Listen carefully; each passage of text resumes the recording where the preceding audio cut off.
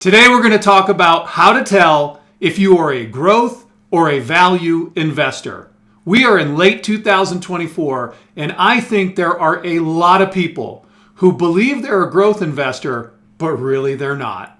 So we're going to go through a short presentation that will help you learn, are you a growth or a value investor? A lot of people don't know, and they also don't know what the real differences are between growth and value investing. So I'm going to give you some history on growth and value investing. In late stage bull markets, like we are right now, growth investing outperforms. And a lot of people jump on the bandwagon. But then, as it always happens, the trend reverses, growth investing stumbles, and value investing takes over. And a lot of people who thought they were growth investors become value investors, or unfortunately, throw in the towel and sell their investments when growth is crumbling. Don't let that happen to you. This presentation I'm going to show you will help you to determine how much of a growth investor you really are, or at least help you solidify, yes, I am a growth investor, or maybe I'm not. Maybe I'm more of a blend investor or a value investor. I've been a financial advisor for over 25 years. I've met with over 300 wealthy families throughout my career, and I've been through 2 recessions. That empirical data set is what I draw upon for my opinions and the presentation that I'm about to share with you. The first part of our presentation is going to be 9 short questions, and I'm going to go through them fast. Answer them as quickly as you can based entirely on how you feel. It is your feeling that matters the most when trying to determine if you are a growth or a value investor. Here is a simple quiz that I designed to help people determine, are you a growth or are you a value investor? We'll go through it quickly. And once we get to the end, I think it will be very clear to you whether you are a growth or a value investor. This quiz is simple. It's all A or B. I would be more upset if A, the S&P 500 was up 25% and I was up 22%, or B, the S&P 500 was down 25% and I was down 28%. A loss of 50% or more for my portfolio. A, it is acceptable if I beat the S&P 500 over time, or B, it would make me uncomfortable. I would rather A, beat the S&P 500, or B, minimize losses during a recession. I am more excited about A, beating the S&P 500, or B, staying rich during a depression. I invest A, to grow my money as much as possible, or B, for freedom from the fear of poverty.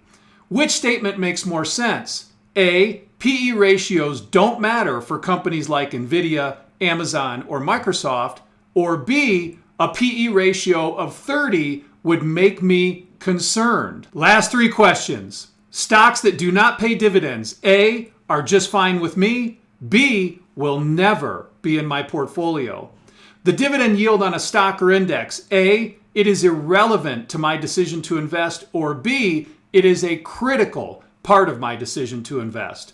The price and market cap of a stock or ETF, A, it doesn't matter as long as the company keeps beating expectations, or B, must be reasonable relative to earnings and book value. If all or most of your answers were A, it's obvious. You are a growth investor.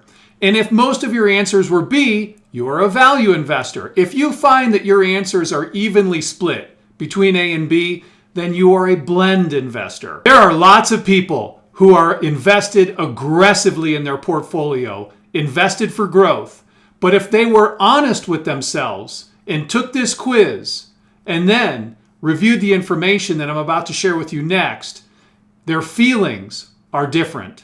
They're not really growth investors. They're not as aggressive as they say they are. I see it all the time. When the going gets tough, the tough get going. If you truly are a growth investor, then this chart wouldn't bother you in the least. We're looking at the S&P 500 price level from March of 2000 to April of 2013. 13 years of no appreciation and not one but 2 recessions and 2 very serious drops in the stock market.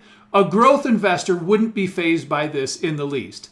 Most people cannot tolerate this level of volatility. And in my experience, a lot of people who are invested for growth and say they are growth investors, when we enter this kind of environment, their attitude changes real fast. Suddenly, they don't want anything to do with growth investing. So if you say you're a growth investor and you're invested for growth, now is a good time for a reality check. Let's move on through the presentation so that you can see the historical performance of growth versus value at different times and also over the last several decades. The results are going to surprise you. Many people mistakenly believe that growth investing is the only way to get great performance in the long run, and that simply is not the case. Here is the long-term view on growth versus value. We're looking at the Russell 1000 Value Index versus the Russell 1000 Growth Index total return for both indices. When we look at the chart, you can see that in 2020 with the pandemic, growth, which is the orange line, really pulled away from value and has been outperforming significantly in the last few years. But if we study the chart further, you can see that there have been periods in time where value has been outperforming, particularly from the early 2000s to about 2018. And before that, we see that the two indices were about the same. And then in the late 1990s, growth really pulled away in the last bubble. And that's the key. These trends reverse back and forth over time. Generally, the trends will reverse when we're in a market that is extremely overvalued, like now. So it's not a question of if, it's just when. When is growth going to tumble and then value take over? These two strategies or styles, whatever you want to call it, will trade back and forth over time, and they both lead to success in the long run. But the question for most investors is, can you handle the volatility that comes with growth investing? Here are the 1990s up close. And you can see that growth was leading the way in the early 90s. Then by the mid-90s, we had no clear leader. In the late 90s, we had growth separating from value significantly, much like now in 2024. This was a result of the dot-com bubble and the craze for growth investing. Pay any price. Just get in on the action. And as that bubble built, growth went up and up and up. Value started to stagnate in the late 1990s. I remember it well. People were making fun of Warren Buffett, but then it all changed. The first decade of the 2000s was a little bit different picture. People stopped making fun of Warren Buffett and Jeremy Grantham. So here we are in the year 2000. If we have $100,000 invested in the Russell 1000 Value and the Russell 1000 Growth Total Return, look where we end up by 2011. In October of 2011, we're down to $76,000 in the Russell 1000 Growth Index, but $137,000 plus in the Russell 1000 Value Index. This is what happens during a recessionary period. Value takes the lead and growth gets punished. Here's where we're at today. Since the pandemic, the outperformance by growth has been substantial. We can see that in the last few years, the gap between growth and value has really grown, as it typically does late stage bull market. If you had put $100,000 back in 2011 in each of these indexes, today you would have $877,000 versus $451,000. Big spread between growth and value.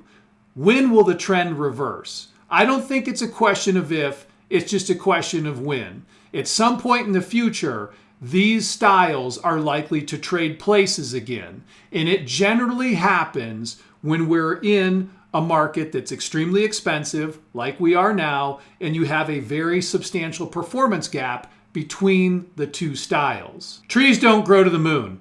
Bull markets eventually end and bear markets take over.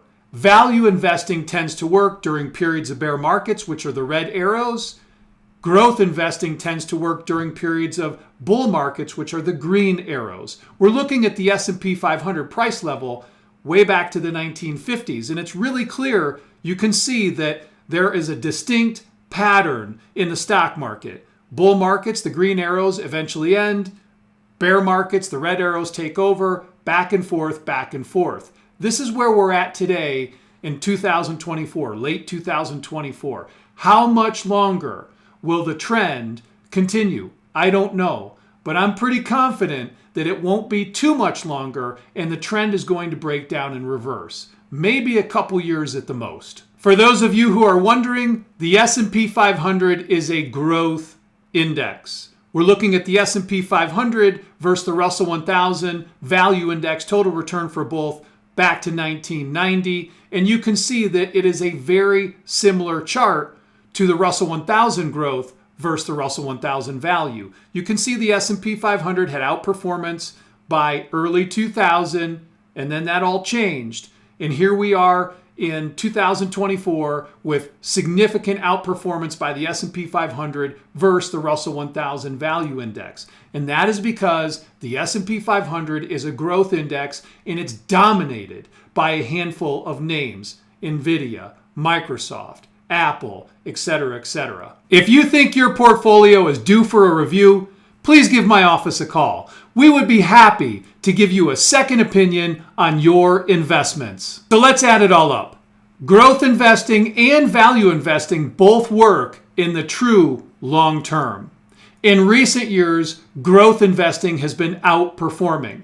That may continue for a while, but eventually we would expect that trend to reverse and value investing start to outperform. Growth investors are willing to tolerate substantially more volatility, or they should be anyways, than value investors. Value investors have a mindset of, I want to stay rich. I don't want a lot of volatility. I want to buy $1 for 50 cents and I want to have a margin of safety. If we enter a recession or a depression, I would prefer not to lose all my money. A growth investor doesn't care. They'll pay any price as long as the companies that they're buying or the indexes that they're buying are expected to keep beating earnings expectations and growing rapidly. They just want to see the prices go up and up and up, and they are willing to stick with it for a long period of time and handle the excess volatility that often comes with growth investments. I hope this video was helpful. I hope it gets you thinking, helps you better analyze your investments, and overall improve your family's financial plan.